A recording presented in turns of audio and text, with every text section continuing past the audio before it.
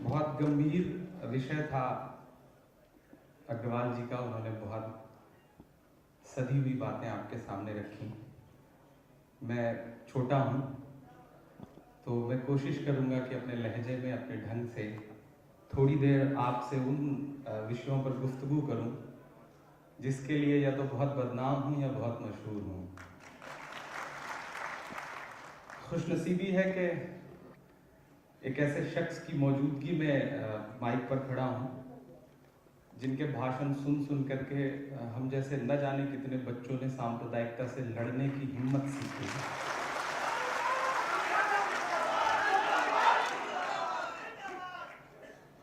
मुझे याद है कि बहुत तकरीबन 10 साल 12 साल पहले मेरे प्रतापगढ़ के कार्यक्रम में आप गए थे। मेरे पिताजी मेरी उंगली पकड़ करके ले गए थे और उन्होंने कहा था कि चलो तुम्हें लालू यादव जी को सुनवा के लाता हूं। आज इस मंच पर खड़ा होकर के मैं इस आशा और इस उम्मीद के साथ आपसे बात करने चल रहा हूं कि आने वाले 25-30 साल बाद जब मेरा बेटा आज की उम्र में होगा तो मैं उसकी उंगली पकड़ के किसी कार्यक्रम में ले जाऊंगा और कहूंगा कि चलो तुम्हें लालू जी को सुनवा के लाता हूं। बधाई इस कार्यक्रम के लिए। जिस चीज की सबसे बड़ी जरूरत है इस वक्त देश को, उस पहल के लिए राष्ट्रीय जनता दल को और तेजस्वी जी को, तेज प्रताप जी को बहुत बधाई कि उन्होंने ये शुरुआत करी है। मैं शायर हूँ, मैं कोशिश करूँगा कि शायरी की भाषा में आपसे इन तमाम गूढ़ विषयों पर बहुत सलीके से गुफ्तगू करता हुआ आगे बढ़ूँ। मैं 4-4 पंक्तियाँ आपको सुनाऊंगा, आपको लगेगा कि मैं उसी विषय के दायरे में रहकर बात कर रहा हूँ। मीडिया के तमाम साथी यहाँ मौजूद हैं। इस दौर में जब इनकी जिम्मेदारियाँ बहुत बड़ी हैं तब इनकी यहाँ मौजूदगी और इस मौजूदगी के बाद शाम को जो खबरें निकल के आएंगी वो दोनों तय करेंगी कि मीडिया किस तरह से चीज़ों को बेहतर तरीके से दिखा रहा है। हालांकि देश में स्थिति ये है कि मीडिया दिखता तो दिए के साथ है लेकिन होता हवा के साथ है। तो ज़रूरत है कि सब अपनी जिम्मेदारी समझें क्योंकि देश बुरे दौर से गुजर रहा है। राम का मंदिर बनाने वाले लोग नाथू राम का मंदिर बनाने की मुहिम में लगे हैं। देश बुरे दौर से गुजर रहा है। मैं 4 पंक्तियाँ पढ़ता हूँ और उससे आप समझ जाएंगे कि मैं उस विषय के गिर्द हूँ। मैं उत्तर प्रदेश से आया हूँ और बिहार में खड़ा हूँ थोड़ा थोड़ा शर्मिंदा होकर के। जो मंजर आज इस स्टेज पे मुझे दिखाई पड़ रहा है, परिवार बैठा हुआ है, राजद परिवार बैठा हुआ है। तेजस्वी जी बैठे हैं, तेज प्रताप जी, लालू जी बैठे हुए हैं। काश उत्तर प्रदेश भी ऐसे दृश्य संभाल पाया होता तो 2017 का परिणाम कुछ और होता। ये मेरा अपना एक दर्द है, शायद उसे साझा करने के लिए आपके बीच खड़ा हूं। कि दर्द एक जैसे हैं, गम भी एक जैसे हैं, दर्द एक जैसे हैं, गम भी एक जैसे हैं, मेरे आपके दामन नम भी एक जैसे हैं, मेरे आपके दामन नम भी एक जैसे हैं। आओ एकजुट होकर ये फजा बदलते हैं, आओ एकजुट होकर ये फजा बदलते हैं। हक इस लड़ाई में हम भी एक जैसे हैं, हक इस लड़ाई में हम भी एक जैसे हैं। एक ऐसा दौर है जब एक झूठ तब तक बोला जा रहा है जब तक उसे सच नहीं मान लिया जा रहा है। एक ऐसा दौर है जब लाइव डिबेट में शहीद परमजीत की विधवा से इस देश की राष्ट्रीय पार्टी का एक बहुत बड़ा प्रवक्ता लाइव डिबेट में झूठ बोल करके ये कहता है कि आपके पति की शहादत का बदला ले लिया गया, 7 सैनिक मार दिए गए। दूसरे दिन मीडिया खबरें भी चला देता है और दूसरे ही दिन मीडिया खंडन भी कर देता है। ऐसे दौर से गुजर रहे हैं हम सारे लोग। ऐसे वक्त में एक शख्स की कमी संसद में बहुत खलती है। ऐसा लगता है कि काश संसद में कोई एक शख्स होता जो जवाब दे सकता। पूरा विपक्ष चुप्पी साधे हुए है, खामोशी ओढ़े हुए है। तो इस सामाजिक समानता की जो लड़ाई है वो कहीं ना कहीं संसद में जो कमजोर हुई है उसके लिए एक शख्स की कमी खलती है। मैं 4 पंक्तियां पढ़ता हूं, अगर पंक्तियां सच्ची लगे तो थोड़ी देर जो गंभीरता आप ओढ़ के बैठे हैं मैं चाहूंगा कि थोड़ा सा उसे तोड़ें। तो मैं क्षमा बड़न को चाहिए छोटन को उत्पात, मैं उत्पात बचाने की कोशिश करता हूं। थोड़ा आप भी मेरे साथ शामिल होंगे तो इस सत्र को अच्छा बनाया जा सकेगा।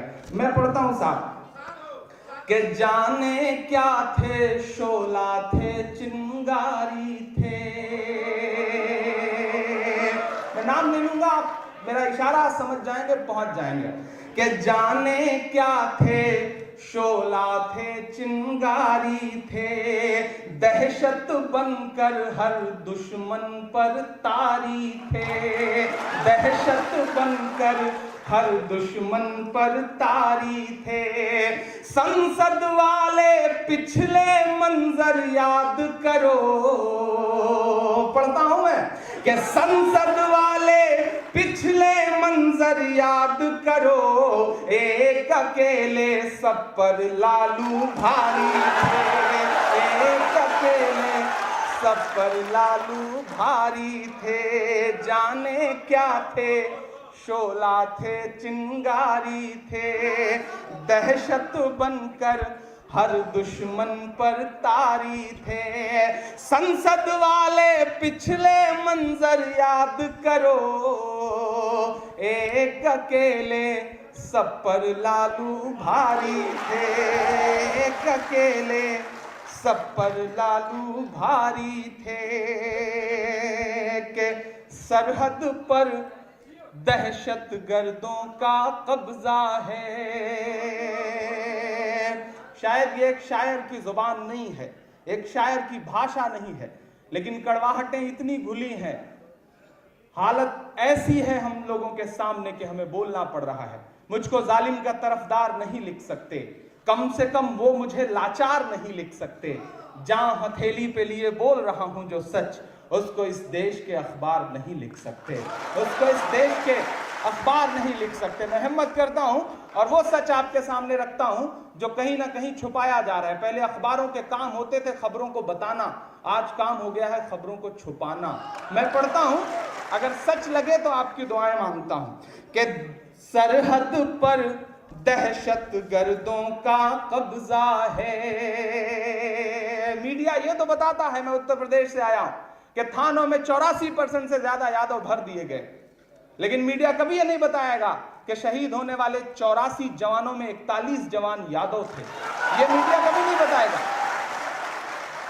कहीं ना कहीं आप इस दो चीजों को, दो चरित्र को आपको समझने की जरूरत है। तब मैं पढ़ता हूं साहब कि सरहद पर दहशत गर्दों का कब्जा है, मुल्क पे झूठे हमदर्दों का कब्जा है, मुल्क पे झूठे हमदर्दों का कब्जा है। भाइयों बहनों, लेटर नहीं लिखा जाना चाहिए, लव लेटर तो बिल्कुल नहीं लिखा जाना चाहिए। याद है ये जुमले आपको? मैं पढ़ता हूं, सर काट के ले जाए जा रहे हैं, माएं, विधवा औरतें, माएं रो रही हैं, लेकिन साहब प्रोटोकॉल सब तोड़ करके अगर जाते भी हैं तो शेख हसीना जी को रिसीव करने जाते हैं, लेकिन अपने घर से 5 किलोमीटर दूर जंतर मंतर पर बैठे हुए किसानों से मिलने के लिए ना तो समय है, ना ट्वीट करने के लिए उनके पास वक्त है।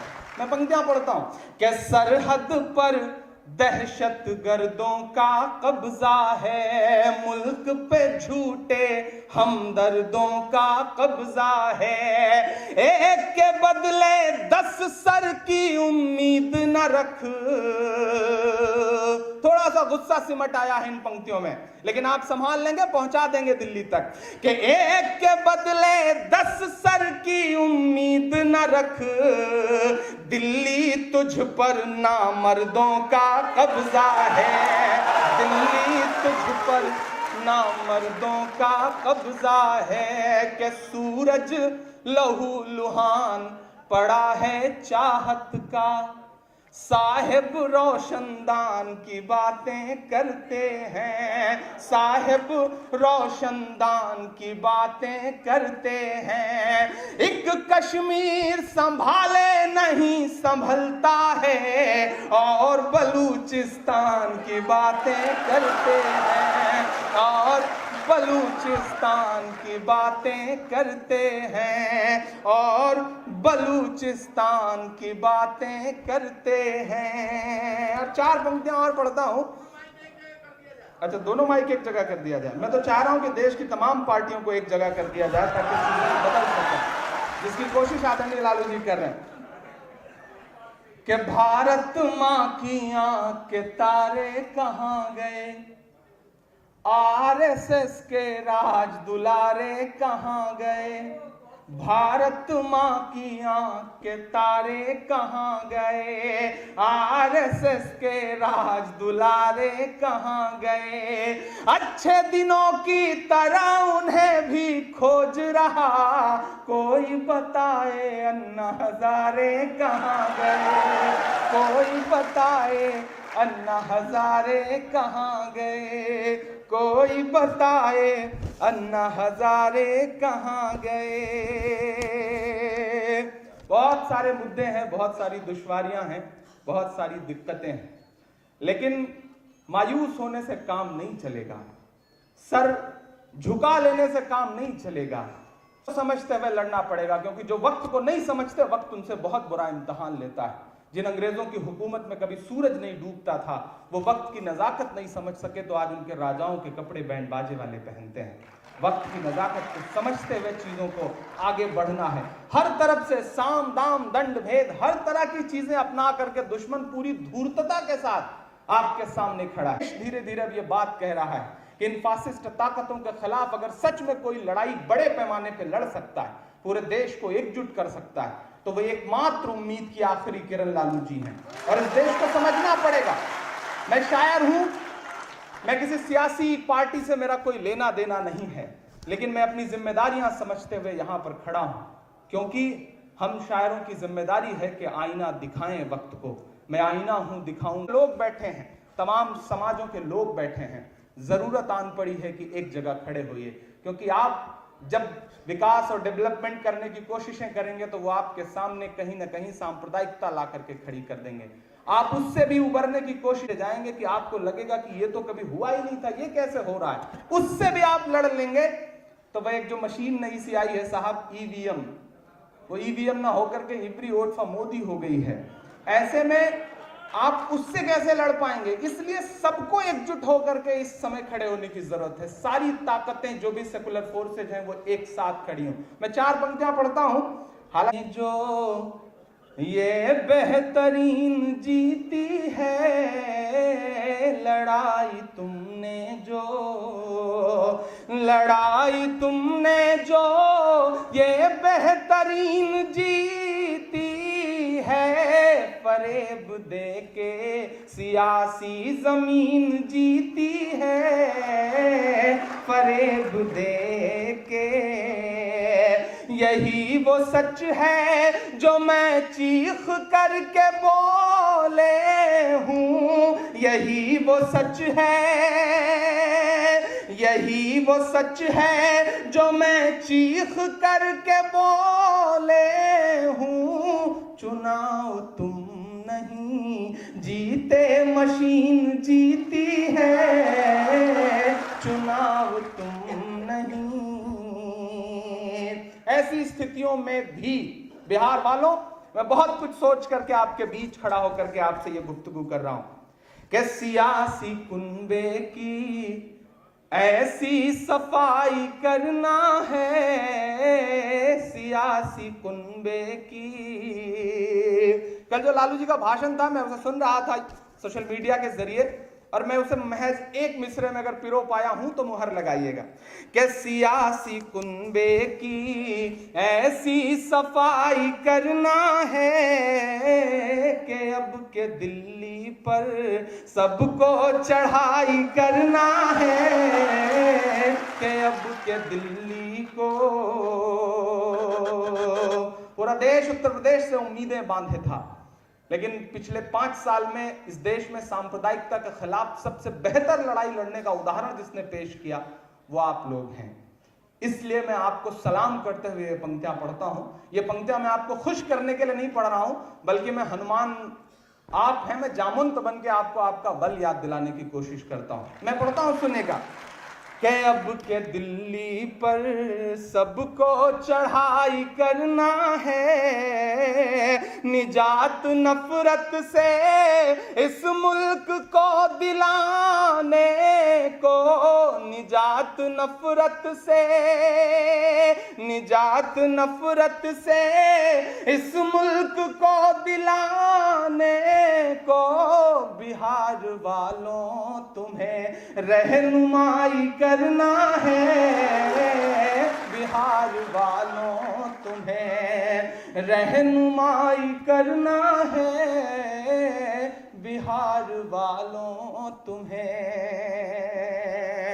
एक एक कार्यकर्ता प्रखंड से लेकर के अलग अलग स्टेटों से आए हुए सारे लोगों से मैं ये बात कहता हूं। आप ये मत समझिएगा कि आप एक व्यक्ति अकेला क्या कर लेगा। आप ये मत समझिएगा कि ठीक है हमारा राष्ट्रीय नेतृत्व तो लड़ ही रहा है, हमारी भूमिका क्या है, हम चुप रहेंगे तो क्या हो जाएगा। नहीं, ये मुश्किल दौर है और एक एक शख्स को अपनी जिम्मेदारी समझते हुए आगे बढ़ना है। मैं बहुत छोटी सी बात आपको बताता हूं। एक जंगल में आग लगी थी, जंगल के सारे जानवर जंगल छोड़ करके भाग रहे थे। जिस तरह इस वक्त नफरतों की आग मेरे मुल्क में लगी हुई है, जंगल के सारे जानवर जंगल छोड़ के भाग रहे थे। एक नन्ही सी गौरैया अपने जलते हुए आशियाने को देख रही थी, रो रही थी, घबरा रही थी। एकाएक पता नहीं उसमें कहां से हिम्मत आई, वो उड़ करके पड़ोस के एक जंगल के तालाब पर गई और अपनी चोंच में जो 2-3 बूंद पानी भर सकती थी वो पानी भर करके वापस दहकती हुई आग के ऊपर आई और उसने अपनी चोंच का 2 बूंद पानी उस दहकती हुई आग पर छोड़ दिया। फिर पलट के गई, फिर अपनी चोंच में 2 बूंद पानी भरा और फिर लौट के आई, दहकती आग पर छोड़ दिया। फिर पलट के गई।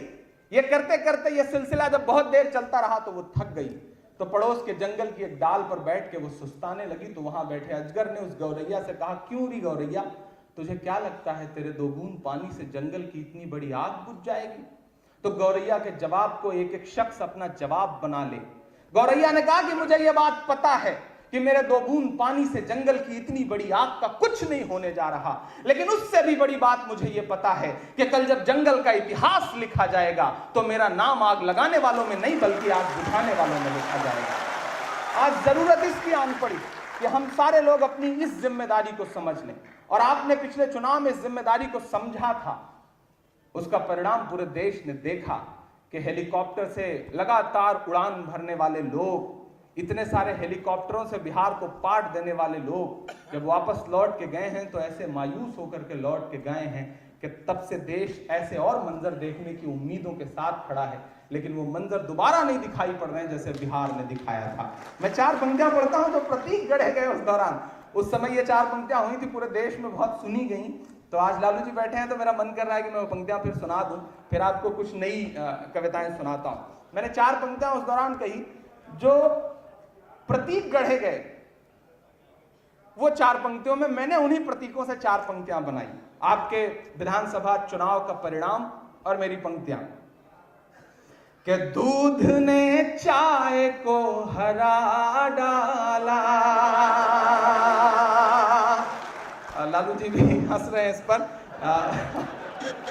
ये बहुत सुनी गई पूरे देश में विदेश में। मैंने इन पंक्तियों को बहुत पढ़ा, पूरे देश ने बहुत दुआएं दी। आज सच में उन लोगों के सामने पढ़ रहा हूं जिनकी वजह से ये पंक्तियां हुई थी। पढ़ता हूं तो मुझे उम्मीद है कि आप सारे लोग उधर बालकनी में जो लोग बैठे हैं उनसे भी गुजारिश है कि आपकी थोड़ी सी तालियां वालियां बजती रहें, क्योंकि आपकी तालियां हमारे लिए वैसे ही हैं जैसे अमर सिंह के लिए जया प्रदा। तो थोड़ा सा ठीक ठाक ढंग से बजेंगी तो अच्छा रहेगा। थोड़ा सा आप सबके लिए शिरकत है। मैं थोड़ा सा गंभीरता चाह रहा हूँ कि थोड़ी देर आप तोड़े, क्योंकि इस विषय पे आपसे बात करेंगे। मैं सांप्रदायिकता जैसे विषय पे आपसे इतने हास परिहास के साथ इसलिए बात कर रहा हूं क्योंकि ये समझने की जरूरत है कि आरएसएस का एजेंडा ही यही है। आप याद करिए कि आज से 15 साल पहले, 12 साल पहले, 10 साल पहले देश में सेकुलर शब्द का मजाक बनाना शुरू कर दिया गया था और उस मजाक का परिणाम पिछले 2-3 साल पहले उन्हें मिला। किस तरह से, किस स्ट्रेटेजी के साथ काम करते हैं, तो उनको उन्हीं की भाषा में जवाब देने की कोशिश करता हूं और आप सबको जोड़ता हूं कि दूध ने चाय को हरा डाला, दूध ने चाय को हरा डाला, सच ने अन्याय को हरा डाला, सच ने अन्याय को हरा डाला, कर दिया ये बिहार ने साबित, यहां से वहां तक अंतिम व्यक्ति तक मेरी बात पहुंचे कि कर दिया ये बिहार ने साबित, भैंस ने गाय को हरा डाला, भैंस ने गाय को हरा डाला। और बहुत लालू जी का नाम और उस नाम से 4 पंक्तियां कि गुर्राने वालों को आग बबूला करके छोड़ा था, इधर उधर बस झूल रहे थे, झूला करके छोड़ा था। याद है आपको 10-11 बजे तक परिणाम कुछ और था, पटाखे फूटने शुरू हो गए थे साहब उनके कार्यालयों में, और 11 बजे के बाद स्थितियां ऐसी बदली कि पटाखे आधे दाम पर बेचने पड़े थे और था उसको खा गए थे। मतलब इतना ज्यादा वो लोग उत्साहित हो गए थे, ऐसा परिणाम हमारी आंखों के सामने आया था, और था उसको खा गए थे। मतलब इतना ज्यादा वो लोग उत्साहित हो गए थे, ऐसा परिणाम हमारी आंखों के सामने आया था। मैंने ये पंक्तियां कही और पंक्तियां आपको लगे कि हाँ इस यहाँ की परिस्थिति जन्य थी, तो आपकी दुआएं मिले। पढ़ता हूं साहब कि गुर्राने वालों को आग बबूला करके छोड़ा था, इधर उधर बस झूल रहे थे, झूला करके छोड़ा था, इधर उधर बस झूल रहे थे, झूला करके छोड़ा था।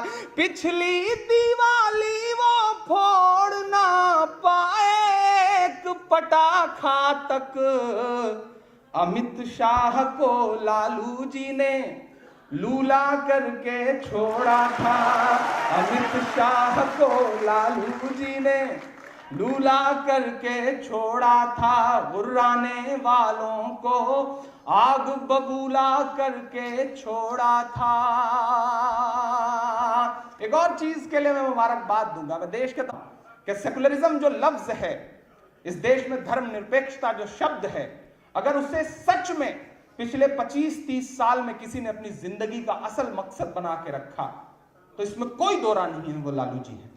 इस बात पर लड़ाई लड़ी जा सकती है, इस बात पर बहस की जा सकती है। मैं जिस सूबे से आता हूं उस सूबे में भी सेकुलरिज्म के अलंबरदार लोग हैं, लेकिन मेरा अपना मानना है कि जिस दिलेरी के साथ लालू जी ने इस शब्द को निभाया है, वैसा पूरे देश में किसी ने नहीं निभाया। वक्त आने पर लोगों ने समझौते भी किए हैं, वक्त आने पर लोगों ने अपने आप को डाउन भी किया है, लेकिन लालू जी लड़ते रहे। और यही वजह है कि सबसे ज्यादा अगर निशाने पर कोई रहा पूरे देश में, तो वो लालू जी रहे।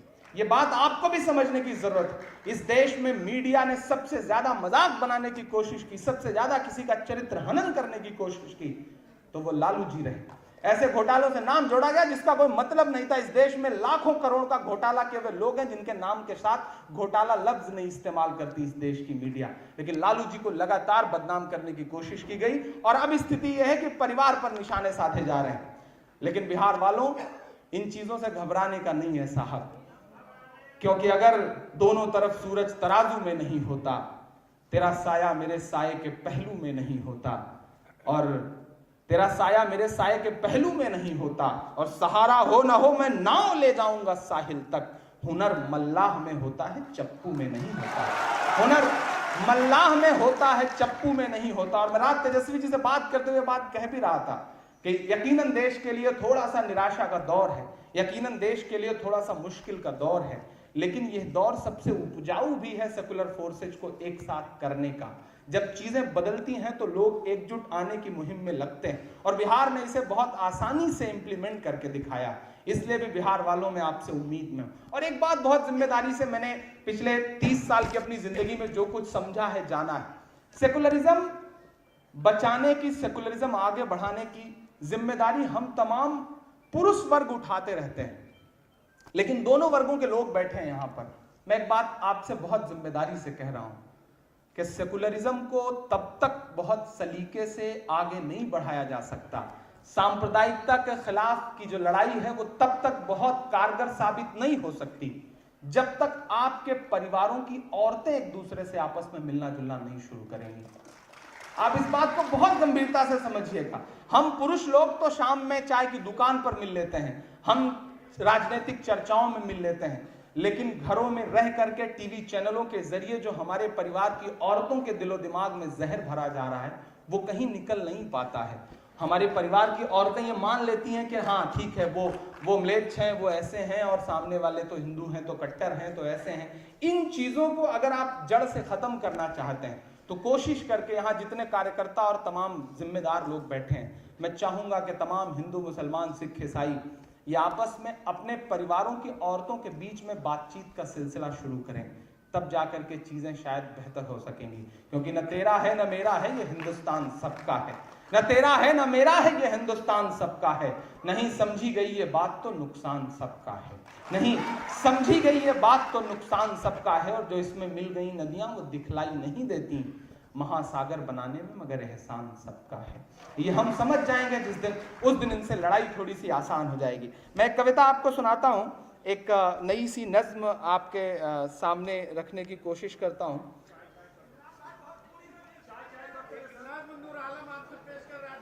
जी जी जी जी। एक्चुअली ये बिहार के लोग 5 रुपए में 50 रुपए का काम लेने का हुनर बहुत अच्छे से जानते हैं। उन्हें लग रहा है कि बंदा आज फंस गया है तो सारा कुछ सुन लिया जाए। हालांकि मैं एक गंभीर विषय पे बात करने के लिए यहाँ आया हूँ, और बिहार से मेरा खूब साबिका पड़ता रहता है।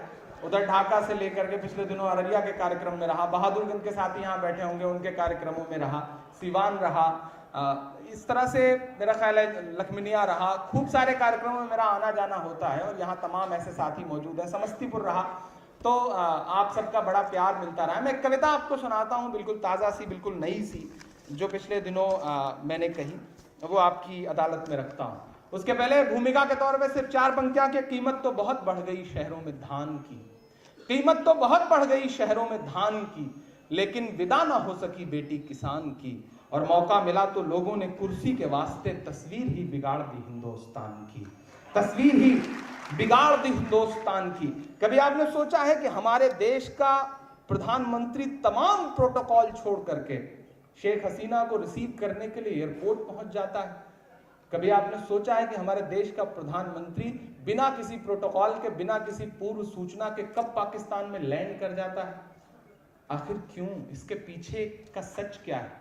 इसके पीछे का सच ये है, अभी पिछले दिनों उन्होंने 50,000 करोड़ रुपए कर्ज दिए बांग्लादेश को। क्यों दिए?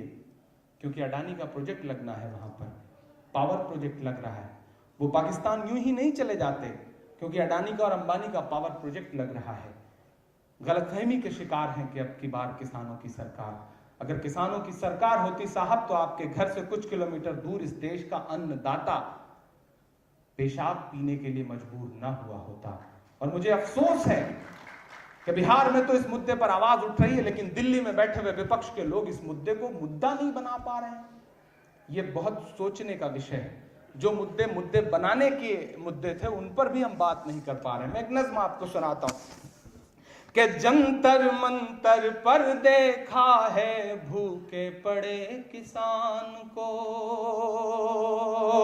जंतर मंतर पर देखा है भूखे पड़े किसान को, नींद भला कैसे आती है मेरे हिंदुस्तान को, जंतर मंतर पर देखा है भूखे पड़े किसान को, जंतर मंतर पर देखा है भूखे पड़े किसान को, नींद भला कैसे आती है मेरे हिंदुस्तान को, जंतर मंतर पर देखा है भूखे पड़े किसान को। पिछले 1.5 साल में किसानों की बड़ी बड़ी बातें करने वालों के शासन काल में 3539 से ज्यादा किसानों ने खुदकुशी की है, महज कुछ लाख रुपए का कर्ज ना अदा कर पाने की वजह से। मैं पंक्तियां पढ़ता हूं कि सत्ता पर काबिज किसान के सपनों के हत्यारे लोग, सत्ता पर काबिज किसान के सपनों के हत्यारे लोग, और खुदकुशी करने को मजबूर हैं कितने सारे लोग, और खुदकुशी करने को मजबूर हैं कितने सारे लोग। मोदी जी तो दान दे रहे बांग्लादेश भूटान को, नींद भला कैसे आती है मेरे हिंदुस्तान को, नींद भला कैसे आती है मेरे हिंदुस्तान को। जंतर मंतर पर देखा है भूखे पड़े किसान को।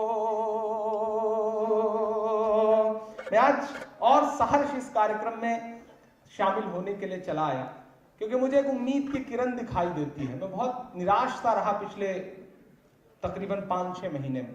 मुझे याद है लालू जी कि मैं बहुत छोटा सा था, गांव में गिल्ली डंडा खेलने के लिए, क्रिकेट खेलने के लिए जब हम निकला करते थे, मेरा एक दोस्त था श्रीकांत, उसके साथ बगिया में छुप करके, पिताजी से छुप छुपा करके खेलने के लिए निकल जाया करते थे। और जब देर हो जाती थी तो पिताजी तलाशते थे अपनी मोटरसाइकिल लेकर, और जिस बगिया में पकड़ लेते थे वहीं पिटाई का सिलसिला शुरू होता था।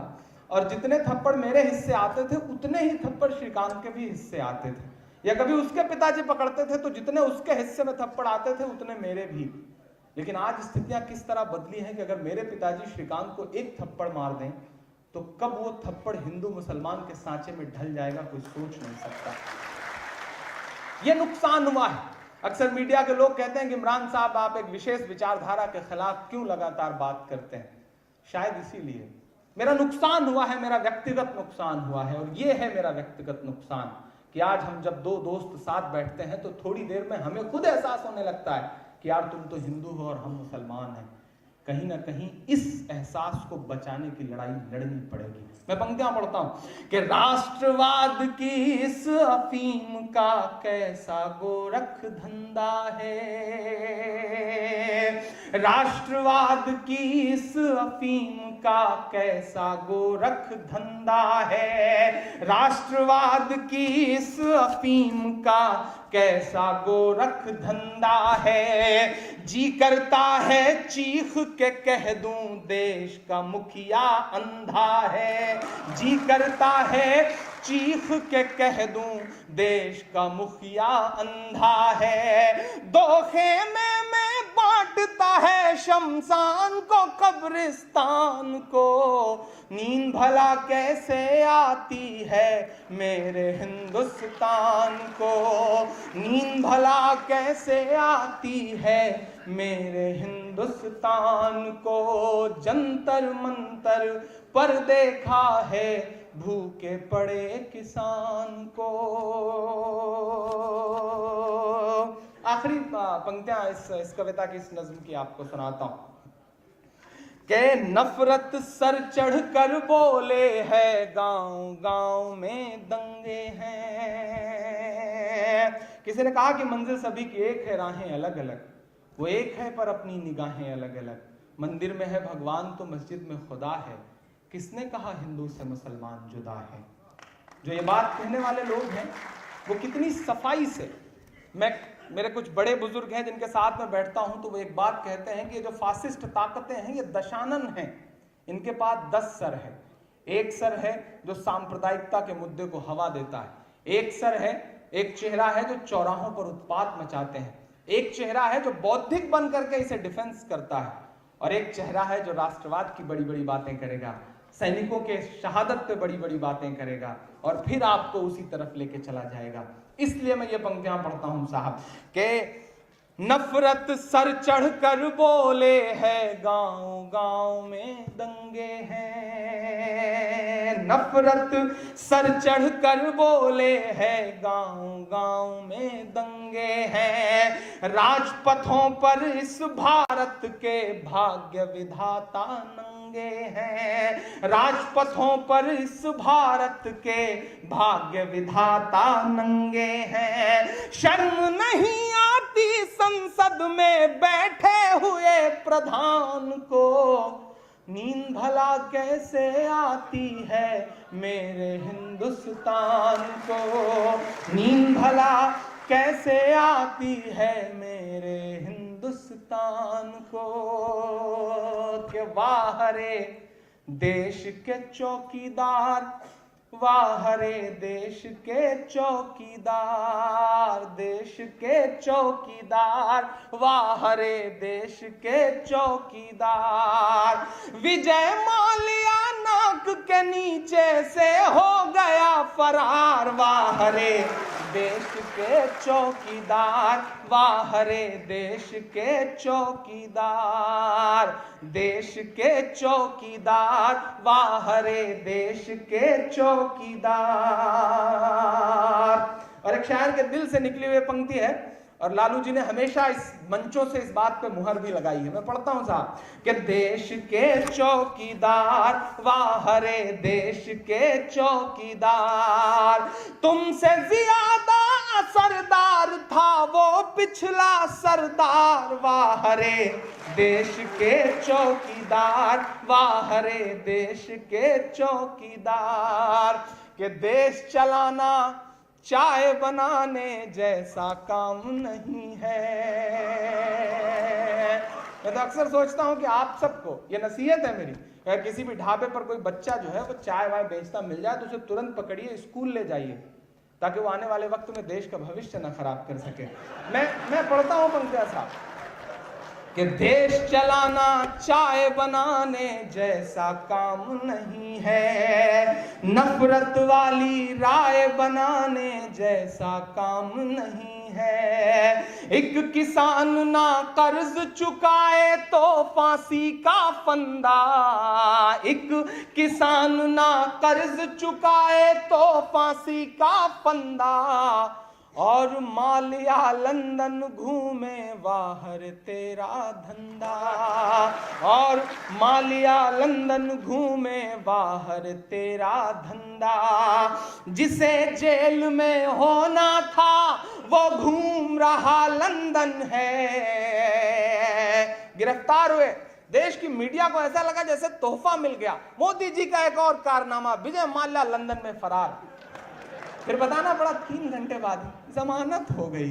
मैं पंक्तियां पढ़ता हूं साहब, किस तरह से मतलब चेहरे बदलने पड़ते हैं। मैं पढ़ता हूं साहब, मेरी आंखों के सामने एक तस्वीर लगी है। यहाँ बहुत सारी तस्वीरें हैं, बड़े बड़े नायकों की तस्वीरें, लेकिन खास तौर से जो राजद का युवा नेतृत्व है, मैं उसको मुबारकबाद दूंगा कि मेरी आंखों के सामने जो रोहित वेमुला की तस्वीर लगी है, ये अपने आप में एक बहुत बड़ा संदेशा है। और तेजस्वी भाई, तेज प्रताप भाई, आपको इस बात के लिए मुबारकबाद। और लालू जी, आप यकीन करें, मैं पूरी जिम्मेदारी से एक युवा होने के नाते ये बात कह रहा हूं, आप खुशनसीब हैं कि आपकी विरासत बहुत मजबूत कंधों पर और बहुत समझदार कंधों पर। और मैं तो चाहता हूं कि आप की जो सामर्थ्य है आप उसके साथ देश के सामने आए हैं। लेकिन मेरी एक मांग भी है कि युवा शायर होने के नाते मैं आपसे एक मांग करता हूं कि तेजस्वी जी और तेज प्रताप जी के हाथ खोलिए, पूरा देश उनका इंतजार कर रहा है, उन्हें देश के सामने लाया जाए। मैं एक युवा होने के नाते ये मांग कर रहा हूं, और उनके आपकी सरपरस्ती में, माँ बाप की सरपरस्ती में जो उनके अंदर मैंने संस्कार पाए हैं, और इसलिए भी मैं परिवार वाले लोगों की इज्जत करता हूं। जो पारिवारिक लोग हैं वो कहीं ना कहीं अपने अंदर संवेदनशीलता रखते हैं, वो अपने अंदर एहसास रखते हैं, जज्बात रखते हैं। लेकिन जिनके न परिवार है, ना आगे नाक न पीछे पगहा, वो क्या जाने साहब। मेरे अवध की बहुत महत्वपूर्ण कहावत है ये, उन्हें कुछ पता नहीं। और जिस तरह से रोमियो स्क्वाड बना दो, ऐसा कर दो, खाने पे पाबंदी लगा दो। न दिल्ली वाला परिवार बसाना, न उत्तर प्रदेश के लखनऊ वाले परिवार। हम लोगों को तो बड़ा डर लगता है कि आने वाले वक्त में हम लोग कुंवारे ही तो नहीं निपट जाएंगे। ये स्थितियां हो गई, इसलिए भी हमारी चिंता बड़ी है। मैं पढ़ता हूं साहब कि देश चलाना चाय बनाने जैसा काम नहीं है, नफरत वाली राय बनाने जैसा काम नहीं है। एक किसान ना कर्ज चुकाए तो फांसी का फंदा, और मालिया लंदन घूमे बाहर तेरा धंधा। जिसे जेल में होना था वो घूम रहा लंदन है, राष्ट्रभक्त सब चुप बैठे हैं अजब दोगलापन है। राष्ट्रभक्त सब चुप बैठे हैं अजब दोगलापन है। जो ये बातें कह दे वो हो जाएगा गद्दार, वाह रे देश के चौकीदार, वाह रे देश के चौकीदार। इसी बीच स्टेज पर चाय आई है, और चाय वालों के बारे में कुछ भी बोलते हुए डर लगता है, कब कौन प्रधानमंत्री बन जाए कोई भरोसा भी नहीं रहता। इसलिए चाय का आना भी एक शुभ संकेत ही है। और अच्छा ये बिहार है साहब, ये जिनमें क्षमताएं हैं प्रधानमंत्री बनने की उनसे भी चाय पिलवा रहे हैं, तो ये बहुत बड़ी बात है। ये बिहार ही करवा सकता है साहब, बिहार के इस सामर्थ्य को सलाम। और बिहार बड़ा अनूठा शहर है। वो पिछले दिनों उत्तर प्रदेश का, महाराष्ट्र का और बिहार का एक आदमी साथ में सफर कर रहे थे, 3 दोस्त आपस में बातचीत चली, तो तीनों ने मस्ती और मतलब शेखी बघारना होता है ना, तो महाराष्ट्र वाले ने कहा हम जिंदगी जीते हैं बॉलीवुड स्टाइल में, जिंदगी ऐश करते हैं, जिंदगी जीते हैं। उत्तर प्रदेश वालों ने कहा नहीं हम जिंदगी जीते हैं। बिहार वाले ने कहा तुम लोग क्या खाक जीते हो, जीते तो हम लोग, ये बस साबित करो। साबित करने की बात आई तो महाराष्ट्र वाले ने 500 का नोट निकाला, उसको मोड़ करके सिगरेट बनाया और जला के पीने लगा, और कहा देखो हम लम्हा भर में 500 रुपए की सिगरेट पी जाते हैं। पलट के उत्तर प्रदेश वाले की तरफ देखा दोनों ने, आप बताओ कैसे जिंदगी जीते हो। उसने 2000 की नोट निकाली और उसको मोड़ के जला के सिगरेट बनाया और पीने लगा। कहा देखो हम लम्हा भर में 2000 की सिगरेट पी लेते हैं। दोनों पलट के बिहार वाले की तरफ देखने लगे कि बेटा 2000 से बड़ी तो नोट भी नहीं होती, अब क्या करो। लेकिन ये बिहार है साहब, सलाम है इस बिहार को।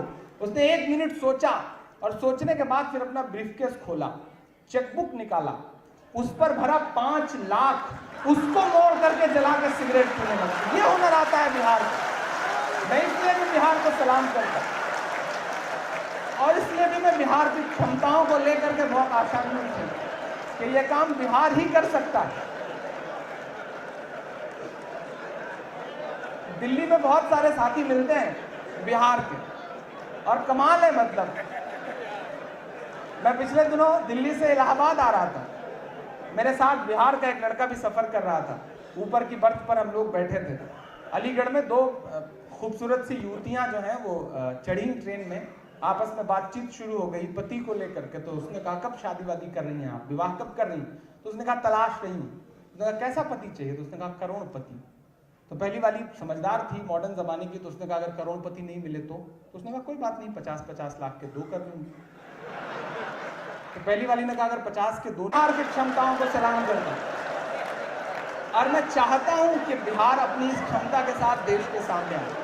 मैंने थोड़ा सा आपको हास परिहास के मूड में इसको लाया क्योंकि बड़े गंभीर विषय पर बातचीत करते हुए आप थोड़े से सांप्रदायिक ताकतों से लड़ने का हुनर हम सब के अंदर आ सके। मैं इसलिए भी आप सारे लोगों को सलाम करता हूं। मैं 4 पंक्तियां पढ़ता हूं। आई के डीजल और पेट्रोल फिर से महंगा, खबर आई कि चीजें दिनों दिन महंगी होती जा रही हैं। तो मुझे लगा कि एमसीडी इलेक्शन में जो खर्च हुआ है उसको वसूलेंगे कहां से साहब। उत्तर प्रदेश चुनाव में जो खर्च हुआ है उसे कहां से वसूला जाएगा? ऐसे ही तो वसूला जाएगा। उत्तर प्रदेश चुनाव में जो खर्च हुआ है उसे कहां से वसूला जाएगा? ऐसे ही तो वसूला जाएगा। मैं पंक्तियां पढ़ता हूं साहब कि मोहब्बत भाईचारे के दीवाने दिन ही लौटा दो, वो सस्ती दाल सब्जी के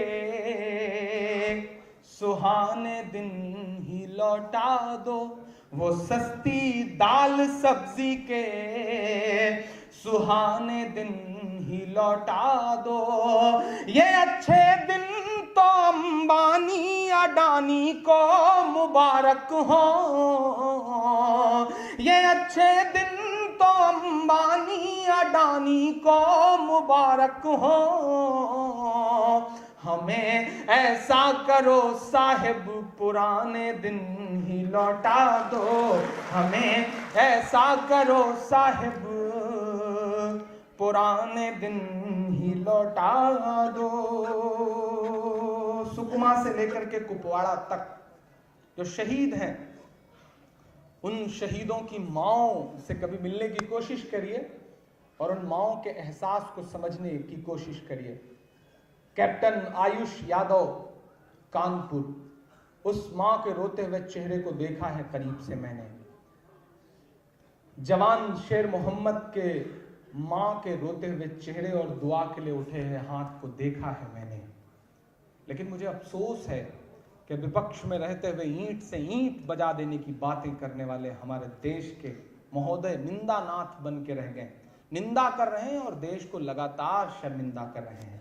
मैं 4 पंक्तियां पढ़ता हूं, शायद उन माओं का दर्द है इन पंक्तियों में, और अगर सिमट आया हो उन माओं के एहसासों का दर्द और सच्चा हो तो मुझे दुआ दीजिएगा कि और कितना हमें बर्बाद करोगे साहिब। हम रोहित वेमुला का मातम मनाते रहे, हमें तोहफे में नजीब दे दिया गया। हम नजीब के नाम का रोना रोते रहे कि हमें तोहफे में जामताड़ा में मिनहाज अंसारी दे दिया गया। हम मिनहाज के नाम पे रोते रहे कि हमें कतारों में लगा करके 125 से ज्यादा मौतों का तोहफा दिया गया। हम उसके लिए भी रोते रहे कि हमें सुकमा और कुपवाड़ा और कश्मीर में तमाम मौतों का तोहफा दिया गया। मैं पंक्तियां पढ़ता हूं साहब, क्यों उनके एहसास नहीं जाग रहे हैं? शायद इसलिए, और कितना हमें बर्बाद करोगे साहिब, क्या सितम और नया ईजाद करोगे साहिब, क्या सितम और नया ईजाद करोगे साहिब। खुद के औलाद नहीं है तो बताओ इतना, कितनी माँ को बे औलाद करोगे साहिब, करोगे साहिब। कितनी माँ को बे औलाद करोगे साहिब, करोगे साहिब। हमारी आंखों ने ऐसे भी दृश्य देखे साहब कि एक सूट है जिसकी जब बोली लगने पे आई तो 4 करोड़ से ज्यादा में लगी, लेकिन हमारी आंखों ने बेशर्मी का ऐसा मंजर भी देखा कि छत्तीसगढ़ में मारे गए सैनिकों की वर्दियां 3 दिन तक कूड़े के ढेर में पड़ी रहीं। कैसा राष्ट्रवाद, कैसी देशभक्ति। मैं 4 पंक्ति पढ़ता हूं और मुझे किसी भी सियासी दल से कोई गुफ्तगू नहीं करना, मुझे उससे बात करनी है जिस शख्स ने 4 करोड़ से ज्यादा में उस उतरे हुए सूट की बोली लगा करके उसे खरीदा था। शायद ये लालू जी की शैली है, शायद ये लालू जी की भाषा है। अगर लगे कि हाँ वही भाषा है तो उसी अंदाज में आपकी दुआएं मिले। मैं पढ़ता हूं साहब कि बुढ़ापा क्या खरीदा है, जवां मर्दी खरीदो तुम। बुढ़ापा क्या खरीदा है, जवां मर्दी खरीदो तुम। वतन के चाहने वालों की हमदर्दी खरीदो तुम। वतन के चाहने वालों की हमदर्दी खरीदो तुम। सियासी शख्स की उतरन को लेने से तो बेहतर है, मेरा गुस्सा सिमट आया हो तो बताइएगा मुझे। सियासी शख्स की उतरन को लेने से तो बेहतर है वतन पर मरने वाले शख्स की वर्दी खरीदो तुम। वतन पर मरने वाले शख्स की वर्दी खरीदो तुम। पहली बार जब लालू जी को कभी सुना था तो वो वाला भाषण मेरी आंखों में है जो आजकल वायरल भी है सोशल मीडिया पे बहुत ज्यादा, जब आप एक निरंकुश घोड़े का रथ पकड़ने के लिए तैयार खड़े नजर आए थे। और देखिए, निराश होने की जरूरत नहीं है। दिलीप मंडल सर से बहुत मेरी इस विषय पे बात हो रही थी कि कोई अमृत पी करके नहीं आया है, ये जो लगातार जीत का सिलसिला और लगातार ये सिलसिला आगे बढ़ रहा है, ये अमृत पी करके नहीं आए हैं। कमियां इनमें बहुत हैं, बस हम एकजुट होकर के उन कमियों को हिंदुस्तान के सामने रख तो पाएं। और कहीं ना कहीं ऊपर एक ताकत भी बैठी। हम सारे लोग ईश्वर में विश्वास करने वाले लोग हैं, हम खुदा को, ईश्वर को, भगवान को, अल्लाह को मानने वाले लोग हैं। हमें ये पता है कि कोई एक ऊपर भी अदालत है जो इनकी हिटलर शाही को कहीं ना कहीं तो रोकेगी, और जरूर रोकेगी, और रोका है।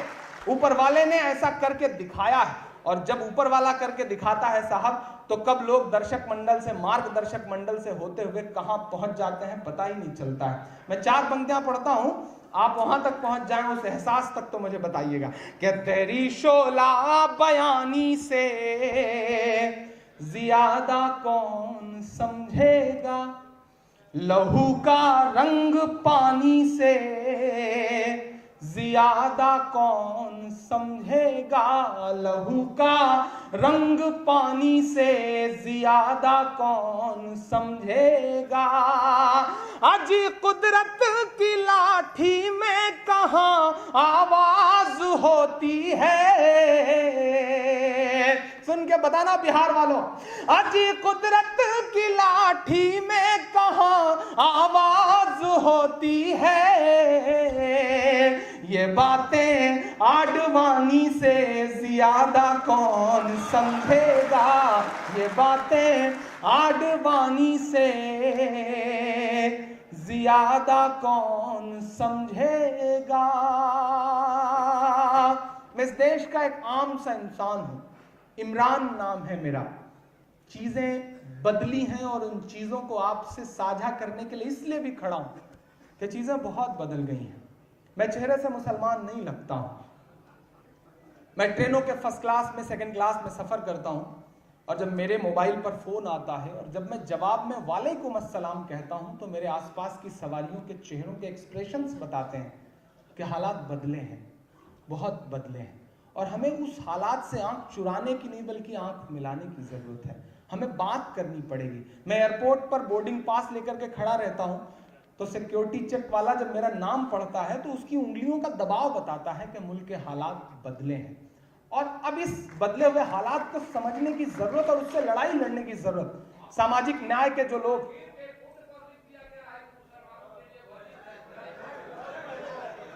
इस लड़ाई को समझने की जरूरत है। उनका अपना दर्द है, वो बिल्कुल आपका दर्द साझा हुआ, आपने उसे हम सबसे बांटा, मैं भी उसी दर्द को बांट रहा हूं। ये बात समझने की भी जरूरत है। और खास तौर से मैं जिस कम्युनिटी को रिप्रेजेंट करता हूं, मैं एक बात बहुत जिम्मेदारी से कहता हूं, ये वही बिहार है जो हैदराबाद से आए हुए एक साहब को जमानतें जब्त करके वापस भेजता है। ये वही बिहार है। मेरा उत्तर प्रदेश भी यही काम करता है। और खास तौर से माइनॉरिटी के लोगों को मैं इसलिए सलाम करता हूं कि 47 से आज तक कभी किसी मुसलमान को उन्होंने अपना नेता नहीं माना। उन्होंने जवाहरलाल नेहरू जी को अपना नेता माना शुरुआत में, फिर इंदिरा जी को अपना नेता माना, फिर बीपी सिंह साहब को अपना नेता माना, फिर लालू जी को अपना नेता माना, मुलायम सिंह जी को अपना नेता माना, अखिलेश जी को अपना नेता माना, मायावती जी को अपना नेता माना। आज जरूरत इस बात की आन पड़ी है कि वो जो पुराने दिन थे, जो सेकुलरिज्म की वो वाली लड़ाई थी, उसको हम लोगों को भी समझ करके लड़नी पड़ेगी। मैं अपनी कम्युनिटी के भी लोगों से ये बात कह रहा हूं कि आरएसएस ने जो राजनीतिकरण किया है सांप्रदायिकता का, उसे और बेहतर तरीके से समझिए। वो आपको सियासी अछूत बना देना चाहते हैं। आप इस बात को समझिए। अगर नहीं समझे तो मुश्किल होगी। आरएसएस कहता है कि 85% हिंदू एक तरफ हो जाओ। उधर एक भाई साहब है, वो कहते हैं कि गयूर मुसलमानों एकजुट हो जाओ। अब मैं इस मंच पे खड़ा होकर पूछ रहा हूं कि वो हिंदू, वो मुसलमान जो मिलजुल करके रहना चाहते हैं, उनके लिए स्पेस कहां है? हम किसी पाले में नहीं जाना चाहते।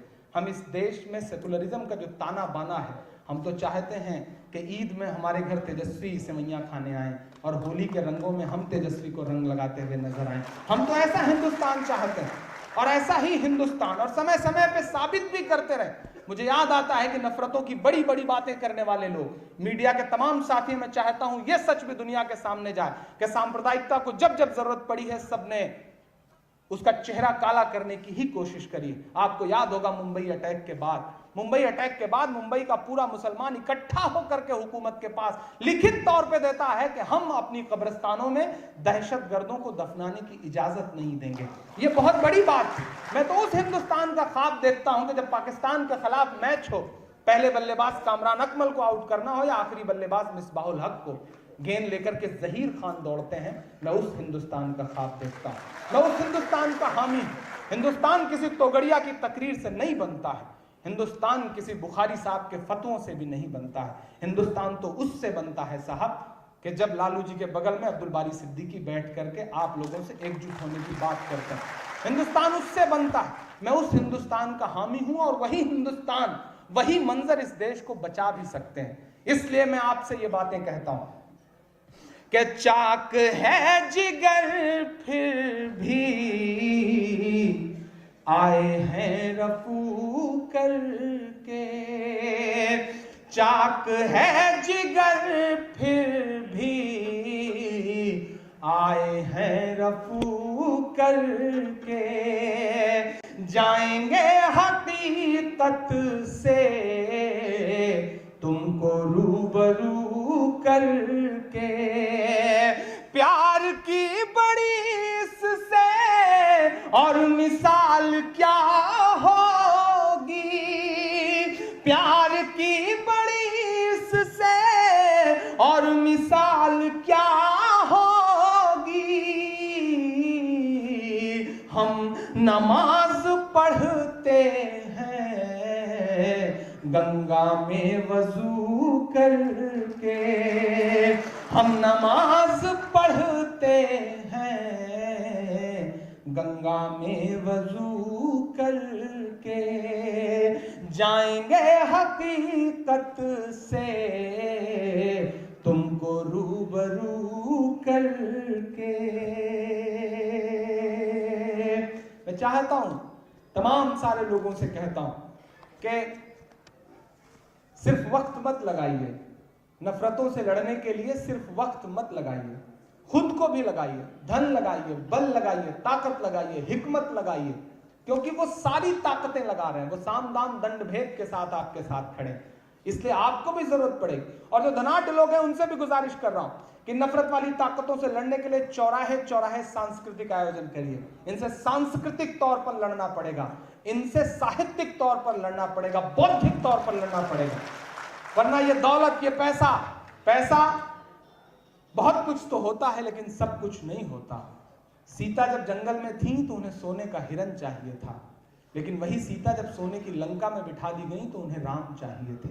पैसा बहुत कुछ तो होता है लेकिन सब कुछ नहीं होता है। तो बिहार वालों में आपको पुकारता हूं कि इस तरह का एक फोरम खड़ा होना चाहिए। मेरा ख्याल है कि तकरीबन 7-1 मिनट मेरे पास बचे हैं। मैं अंतिम कविता आपको सुनाना चाह रहा हूं। नहीं, अंतिम कहना आदत होती है हम कवियों की, तो हमें भी पता है कि ये और सुनाना है, ऐसा करना पड़ता है। उत्तर प्रदेश वाले इतने समझदार तो हैं। मेरे उत्तर प्रदेश में बस कंडक्टर की, बस का टिकट काटने वाले की शादी हुई तो सुहाग की सेज पे बैठ के बीवी से बोला कि बहन जी जरा और सरकिए, 2 सवारियां और बैठेंगी। तो ये तो आदत है, हम इसी तरह से आगे बढ़ते रहेंगे। और आप भी मतलब बहुत संजीदा ना हो जाए, बहुत आवरण ना ओढ़ लें, इसलिए मैं चाह रहा हूँ कि मैं आपसे इसी मंथर गति से आगे बढ़ता हूँ। एक कविता आपको सुनाना चाहता हूँ।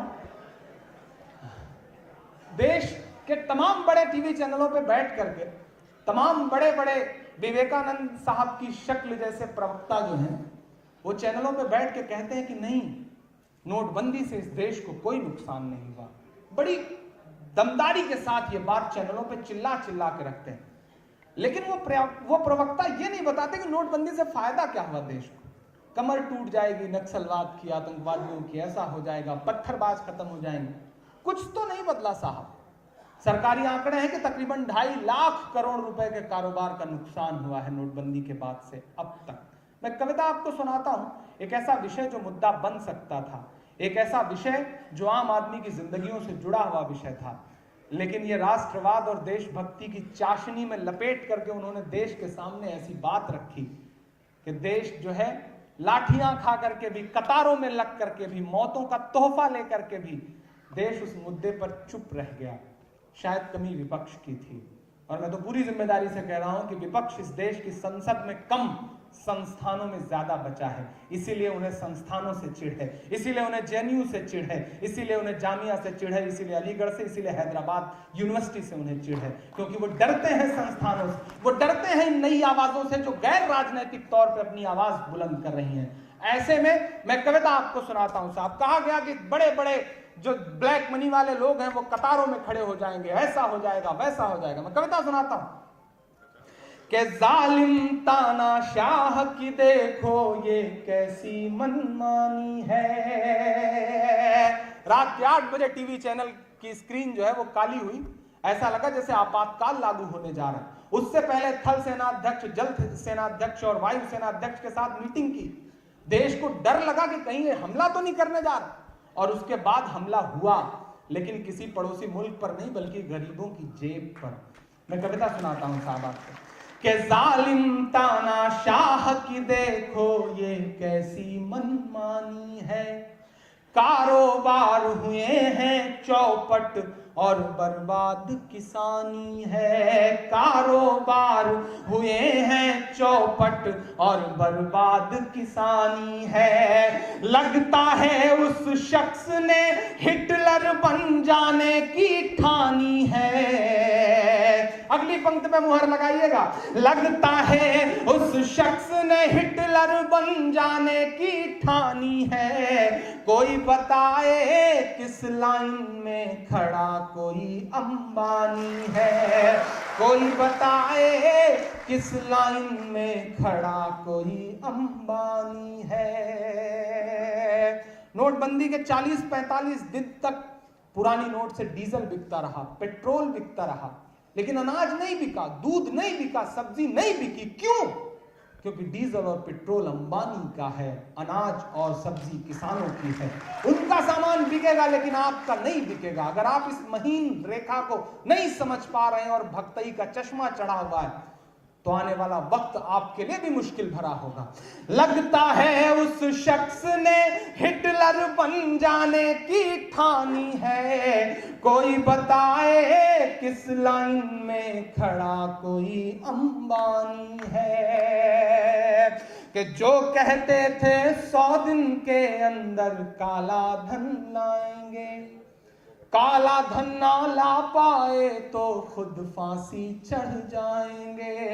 काला धन ना ला पाए तो खुद फांसी चढ़ जाएंगे। 2.5 साल हुए हैं फिर भी जुमलेबाजी चालू है। कहते हैं पेटीएम करो, पेट्रोल भरवाना है तो पेटीएम करो, मोबाइल से पेमेंट करो, डीजल लेना है तो मोबाइल से पेमेंट करो। आप सारे लोग मुझे बताइए, तकरीबन 5-6 साल से मैं खुद देख रहा हूं कि डीजल और पेट्रोल के बड़े बड़े पंपों पे एक स्लोगन लगा होता है कि मोबाइल का इस्तेमाल ना करें, विस्फोट हो सकता है। अब आप बताइए, अगर मोबाइल का इस्तेमाल नहीं करेंगे तो क्या पेमेंट नमो नमो करके ट्रांसफर हो जाएगा? मोबाइल का इस्तेमाल तो करना पड़ेगा पेटीएम के लिए। अजीब जाहिलाना और अहमकाना फैसला है, लेकिन देश चुप है साहब। कि 2.5 साल हुए हैं फिर भी जुमलेबाजी चालू है। और भक्तों को लगता है कि साहिब बड़ा दयालु है। और भक्तों को लगता है कि साहिब बड़ा दयालु है। आम आदमी के ख्वाबों से ये तो बेईमानी है। कोई बताए किस लाइन में खड़ा कोई अंबानी है। कोई बताए किस लाइन में खड़ा कोई अंबानी है। जालिम तानाशाह की देखो ये कैसी मनमानी है। अंतिम पंक्तियां पढ़ता हूं साहब कि माओ बहनों के पल्लू के सारे पैसे लूट गए।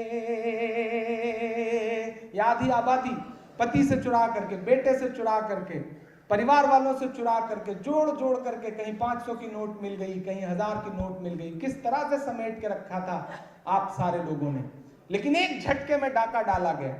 और आप ये मत समझिएगा कि वो राजनीतिक चीजों का ही इस्तेमाल करते हैं, वो रिश्तों का किस तरह इस्तेमाल करते हैं कभी सोचिएगा। राजनीति में जब उन्हें लगता है कि गाड़ी फंस गई है फैसला बैकफायर कर रहा है तो वो शख्स 97 साल की बूढ़ी मां को लाइन में लगाने से नहीं चूकता है। आप समझिएगा कि रिश्तों का किस तरह इस्तेमाल करते हैं साहब। आप धूर्तता की इंतहा समझिएगा। इसलिए बहुत सजगता से इस लड़ाई को लड़ना है कि माल्लू के सारे पैसे लूट गए, नन्हे मुन्ने बच्चों के हाथों के गुल्लक फूट गए, नन्हे मुन्ने बच्चों के हाथों के गुल्लक फूट गए, पूरा देश कतार में है, ये कैसी तेरी तैयारी है। 2000 की नोट लाल रंग छोड़ती है, शुरू में तो बहुत छोड़ती रही, दरअसल वो रंग नहीं था, वो जो कतारों में 125 से ज्यादा लोग मरे थे उनके लहू का असर था जो नोट में आ गया।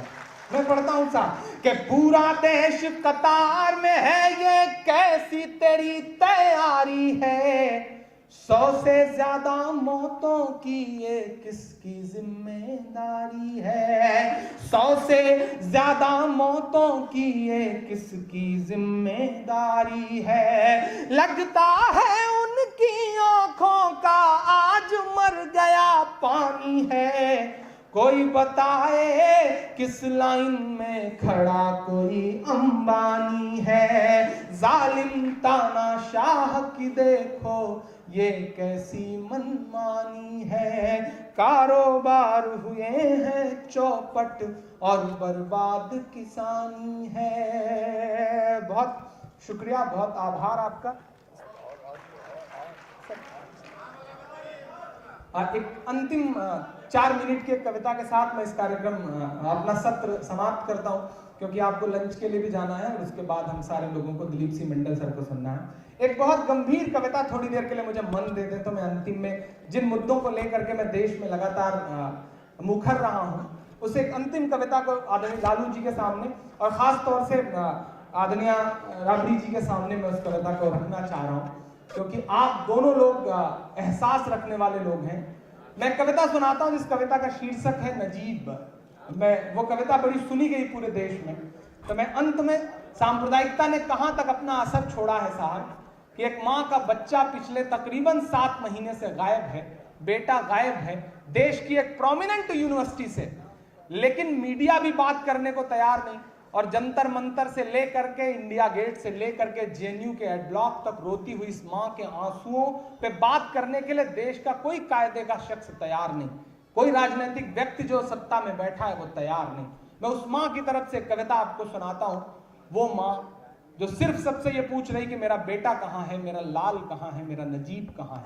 कभी कभी मैं सोचता हूं कि एक मां के आंसू मीडिया को, राजनीतिक संस्थानों में बैठे हुए लोगों को क्यों नजर नहीं आ रहे। मां के आंसुओं की तो कोई जात नहीं होती ना, मां के आंसुओं का तो कोई मजहब नहीं होता ना, फिर आखिर क्यों नजर नहीं आ रहा। रमेश सोज ने कभी एक शेर कहा कि बहुत रोते हैं पर दामन हमारा नम नहीं होता, इन आंखों के बरसने का कोई मौसम नहीं होता, हमेशा दुश्मनों के बीच भी महफूज रहता हूं, मेरी मां की दुआओं का खजाना कम नहीं होता, मेरी मां की दुआओं का खजाना कम नहीं होता। मैं 3 मिनट की एक बहुत सार्थक से अंत में एक कविता आपको सुना करके विदा लेता हूं आप सबसे, उस मां की तरफ से जो अपने बेटे को तलाश रही है। सुना था कि बेहद सुनहरी है दिल्ली, समंदर सी खामोश गहरी है दिल्ली, सुना था कि बेहद सुनहरी है दिल्ली, समंदर सी खामोश गहरी है दिल्ली, मगर एक मां की सदा सुन न पाए तो लगता है गूंगी है बहरी है दिल्ली। थोड़ा सा आप सारे लोग और जुड़ेंगे तो मैं इस कविता को और बेहतर तरीके से पढ़ पाऊंगा। थोड़ा सा आप सबकी भी शिरकत हो। कि सुना था कि बेहद सुनहरी है दिल्ली, समंदर सी खामोश गहरी है दिल्ली, मगर एक मां की सदा सुन न पाए तो लगता है गूंगी है बहरी है दिल्ली। वो आंखों में अश्कों का दरिया समेटे, वो उम्मीद का एक नजरिया समेटे, वो आंखों में अश्कों का दरिया समेटे, वो उम्मीद का एक नजरिया समेटे, यहाँ कह रही है वहाँ कह रही है, तड़प करके ये एक माँ कह रही है कि नहीं पूछता है कोई हाल मेरा, नहीं पूछता है कोई हाल मेरा, कोई ला के दे मुझे लाल मेरा, कोई ला के दे मुझे लाल मेरा, कोई ला के दे मुझे लाल मेरा, के उसे लेके वापस चली जाऊंगी मैं, पलट कर कभी फिर नहीं आऊंगी मैं, उसे लेके वापस चली जाऊंगी मैं, पलट कर कभी फिर नहीं आऊंगी मैं, वही है बुढ़ापे का मेरे सहारा, वो बिछड़ा तो जिंदा ही मर जाऊंगी मैं, उसे लेके वापस चली जाऊंगी मैं, पलट कर कभी फिर नहीं आऊंगी मैं, वही है बुढ़ापे का मेरे सहारा, वो बिछड़ा तो जिंदा ही मर जाऊंगी मैं, वही है मेरी जिंदगी की कमाई, वही है मेरी जिंदगी की कमाई, वही तो है सदियों का आमाल मेरा, कोई ला के दे मुझे लाल मेरा। आज के सत्र की अंतिम पंक्तियां पढ़ता हूं साहब, किससे शिकायत करूं? महोबा की जनसभा में हमारे देश के प्रधानमंत्री महोदय खड़े होकर कहते हैं कि मैं मुस्लिम महिलाओं को उनका हक दिलाना चाहते हैं, मुस्लिम बहनों को 3 तलाक के मुद्दे पे उनका हक दिलाना चाहते हैं। मेरा मन करता है कि मैं इस देश के युवाओं की आवाज बन करके 7RCR के बाहर खड़ा होकर के चीख चीख करके उनसे कहूं कि आदरणीय नरेंद्र दामोदर मोदी साहब, अगर आप सच में मुस्लिम बहनों को उनका हक दिलाना चाहते हैं तो मान लीजिए नजीब की अम्मी को अपनी बहन, वापस ला दीजिए अपने भांजे को, तब तो मैं मानूं कि आप सच में हक दिलाना चाहते हैं, वरना सियासी बातें तो सियासी बातें, किससे शिकायत करूं? और कभी कभी सोचता हूं कि अपने न्यूज रूम में बैठ करके हमारे टीवी चैनलों के जो बड़े एंकर हैं, जो पत्रकारिता का चौथा स्तंभ, जो इस देश में पत्रकारिता का एक नया खांचा गढ़ रहे हैं, मैं छोटे शहर के पत्रकारों को सलाम करता हूं, छोटे छोटे शहरों में जो अपनी मोटरसाइकिल पे, अपनी स्कूटर पे, अपनी साइकिल पे अपनी जिंदगी जोखिम में डाल करके पत्रकारिता कर रहे हैं, उन्हें सलाम। लेकिन अपने एसी रूम में बैठ करके पत्रकारिता को पीत पत्रकारिता में बदल देने वाले लोगों पर लानत भी भेजता हूं, क्योंकि चौथे स्तंभ को उन्होंने इतना जर्जर कर दिया है कि आज पत्रकारिता के मायने बदल गए। मैं अंतिम पंक्तियां पढ़ता हूं साहब, क्योंकि उन्हें नाग नागिन की खबरें दिखती हैं, पत्रकारिता के नाम पर वो जादू टोने की खबरें परोसते हैं, लेकिन एक रोती हुई मां नजर नहीं आती, एक रोती हुई मां के आंसू नजर नहीं आते कि ये टीवी के एंकर कहां मर गए हैं। एक शायर की कड़वाहट है, एक शायर के दिल का दर्द है। ये टीवी के एंकर कहां मर गए हैं, ये गांधी के बंदर कहां मर गए हैं। मेरी चीख और मेरी फरियाद कहना, ये साहिब से एक मां की रुदाद कहना, कहीं झूठ की शख्सियत बह न जाए। एक शायर बोल रहा है, एक कवि बोल रहा है, कहा जाता है कि कवि की जिह्वा पे सरस्वती होती है, कहा जाता है कि शायर अपने वक्त का आईना होता है। इमरान बोलता है और अगर आपको लग जाए कि मेरा तेवर सच्चाई के साथ बोल रहा है, निजाम बदला, हुकूमत बदली, तो यह कहा गया कि इमरान साहब लहजा नरम कर लीजिए, अब फासिस्ट लोग सत्ता पे बैठे हैं, जुबान बंद कर दी जाएगी। तब मैंने आपकी दुआओं के भरोसे कहा था कि जो कहते हैं इस आंधी में पर ना तोला जाएगा, जो इस बात पे खुश है हमसे लब ना खोला जाएगा, उनसे कहो हम तूफानों से डरने वाले लोग नहीं, कातिल को मरते दम तक कातिल ही बोला जाएगा। मैं पंक्तियां पढ़ता हूं साहब कि कहीं झूठ की शख्सियत बह न जाए, कहीं झूठ की शख्सियत बह न जाए, ये नफरत की दीवार छत बह न जाए, है एक मां के अशकों का सैलाब साहिब, है एक मां के अशकों का सैलाब साहिब, कहीं आपकी सल्तनत बह न जाए, के उजड़ सा गया है गुलिस्तां वतन का, उजड़ सा गया है गुलिस्तां वतन का, नहीं तो ये भारत था खुशहाल मेरा, कोई ला के दे मुझे लाल मेरा, कोई ला के दे मुझे लाल मेरा। बहुत शुक्रिया, बहुत आभार और बहुत साधुवाद आज के इस संपूर्ण कार्यक्रम के लिए। एक नई उम्मीद लेकर के, एक नया जोश लेकर के, एक नया हौसला लेकर के मैं भी जा रहा हूं यहाँ से, और आप सारे लोग भी कल समापन के बाद जाइए और जो यहाँ सुना है, जो यहाँ सीखा है, उसे खुद तक महदूद मत रखिए, उसे लोगों तक पहुँचाइए। बहुत शुक्रिया, बहुत धन्यवाद।